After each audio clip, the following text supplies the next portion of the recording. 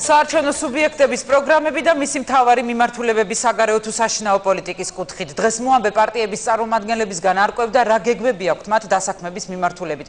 როგორ აპირებენ სამუშაო ადგილების შექმნას და როგორია პოლიტიკური პარტიების დაპირებების შესრულების კონკრეტული გზები. ელისო ჯარიაშვილი კი ამბობთ.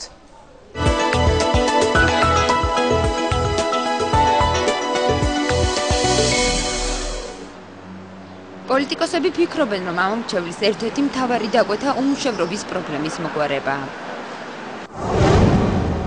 ბუნებრივი რესურსების შექმნა სამართლიანი საქართველოსთვის დასაქმების პირველი წინაპირობაა. პარტიაში ფიქრობენ, რომ ასევე აუცილებელია ეკონომიკის პრიორიტეტული დარგების განსაზღვრა, ერთობლივი ქართულ-უცხოური საწარმოების შექმნა, უცხოელი მუშახელის გამოყენებაზე უარის თქმა.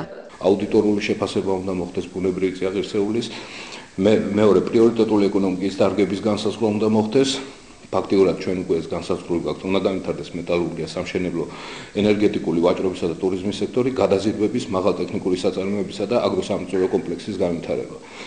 სახელმწიფო კომპანიების, ასე ვთქვათ, წილობრივი მონაწილეობა.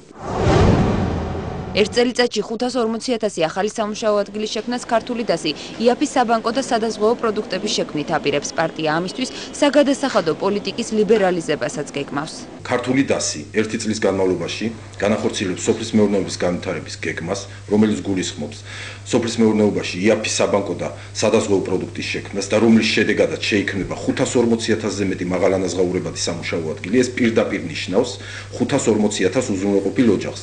ასევე ქართული დასი განახორციელებს საგადასახადო პოლიტიკის ლიბერალიზაციას და ბიზნესის გათავისუფლებას. საქართველოს სტატისტიკის ეროვნული სამსახურის მონაცემებით უმუშევრობის დონე ქვეყანაში მოსახლეობის 15,1%-ს შეადგენს.